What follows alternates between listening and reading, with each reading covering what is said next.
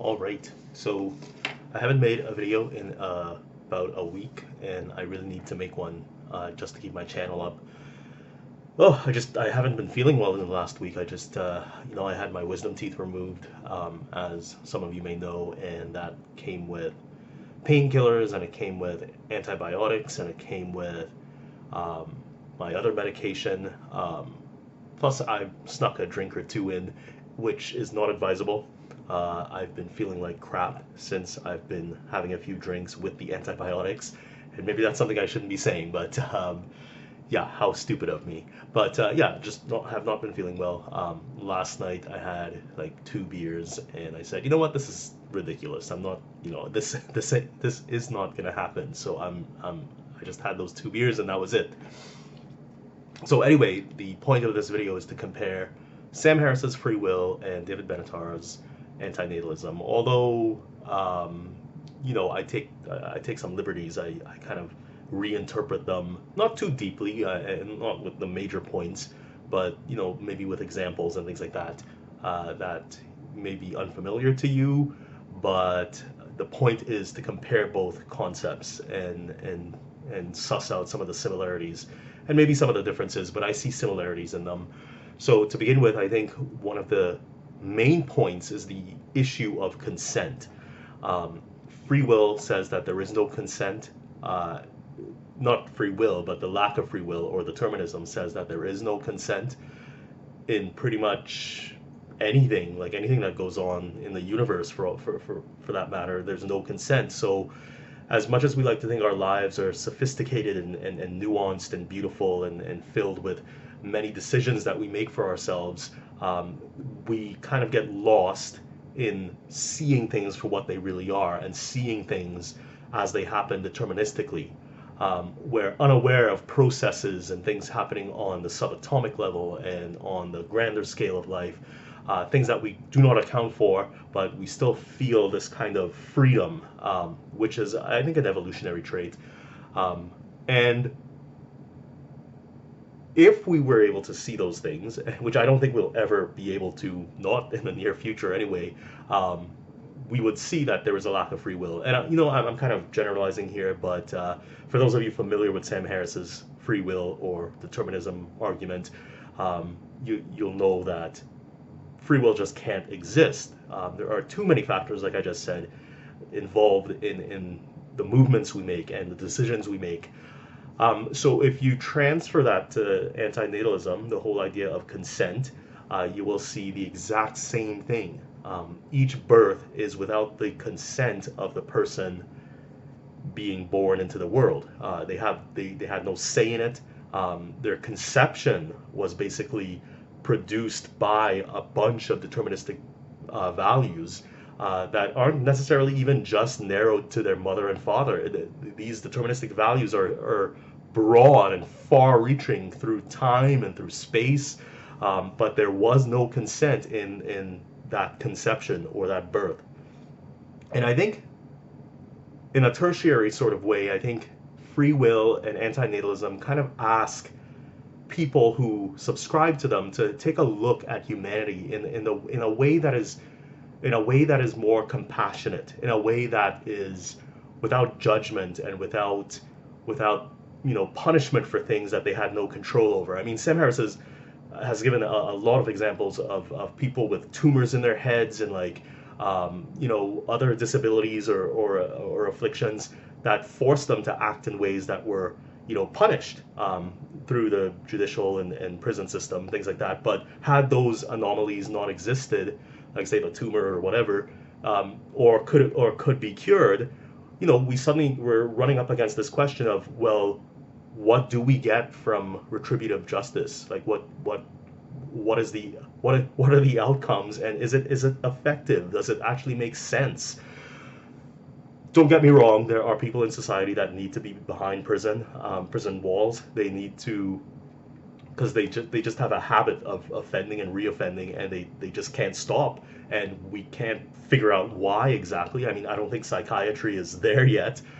So I mean, some people exhibit habitual behavior that just kind of necessitates putting them behind prison walls, unfortunately, right?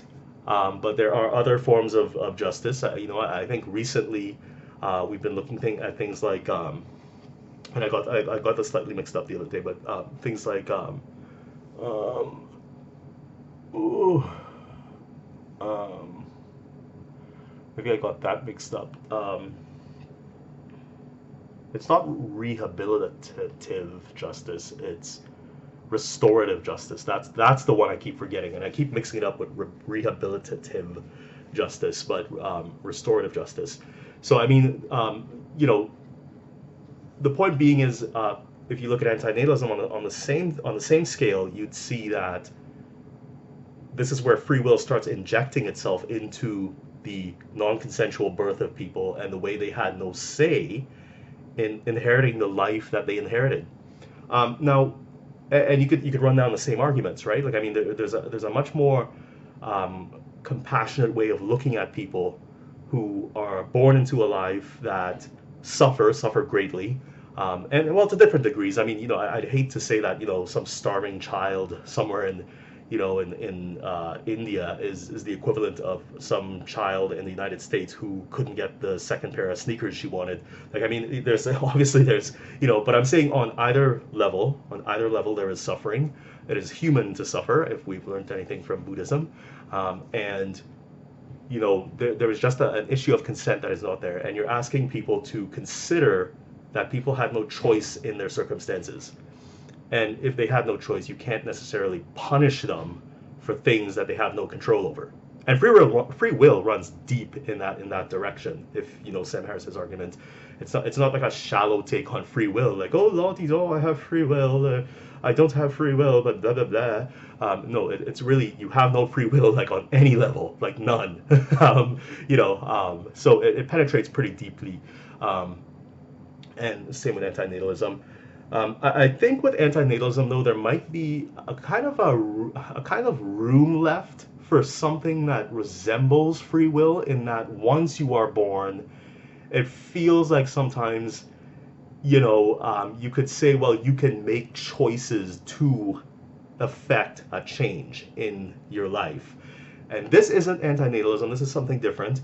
But you can think of things like euthanasia. And this issue does come up with David Benatar when he talks about antinatalism. So I'm not just throwing this in as like, oh, some random issue when it's going to relate somehow. But I mean, your life, your decision, right?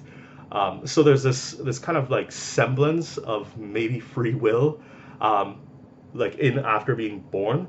But I don't think that runs very deeply. And I think that's somewhat of a dead end to kind of explore. I don't think, like even in the case of euthanasia or suicide, what would have happened was a whole bunch of deterministic causes that led to that decision as well. That's what I'm trying to get at. But there is no compatibilism or free will involved in that process either. Like if you end your own life, it's because of deterministic factors that came before it.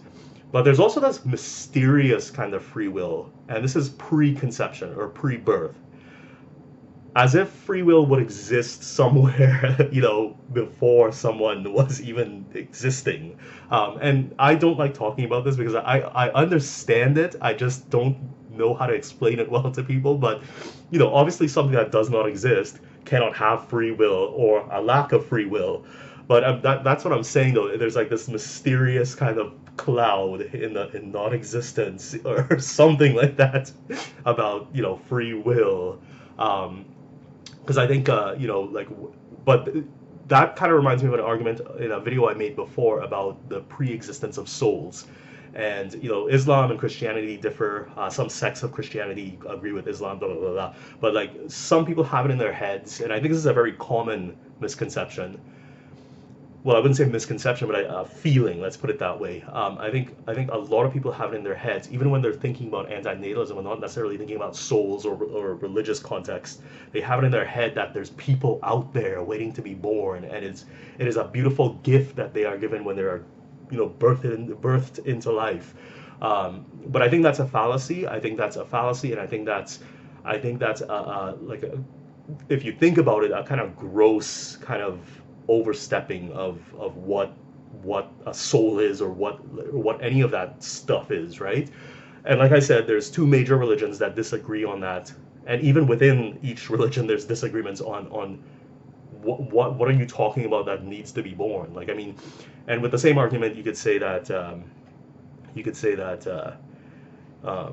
well, if things need to be born, then why at every turn in the birth control journey, we are denying someone's existence. But we don't know. We don't know. All I'm asking you is to think about what the pre-existence of souls mean, and you can look at different doctrine that say totally different things. Um, so anyway, so that went a bit into free will on that end, but I don't think something that doesn't exist has or lacks free will. Like it's non-existent. And please, please, please stop trying to ask me to explain what non-existence is. Okay, maybe I should be better at explaining what non-existence is, but I think it's just so intuitive. I mean, non-existence is just non-existence. Like nothing exists. And nothing can be human, and nothing can be an animal, and nothing can be anything. Like it's non-existence. So again, like the free will argument just kind of disappears there. But I know maybe more learned philosophers would kind of get where I'm coming from in terms of this mysterious free will cloud around things that don't exist. Um, but all I'm saying is, if you look on the flip side, the fact is, once you come into existence, free will is gone.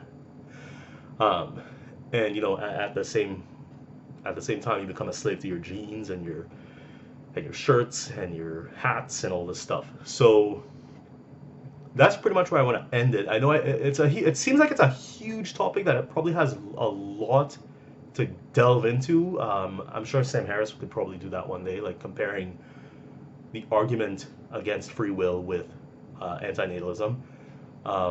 But yeah, consent is kind of where I anchor it, and that's where I'm going to leave it off. Okay, bye.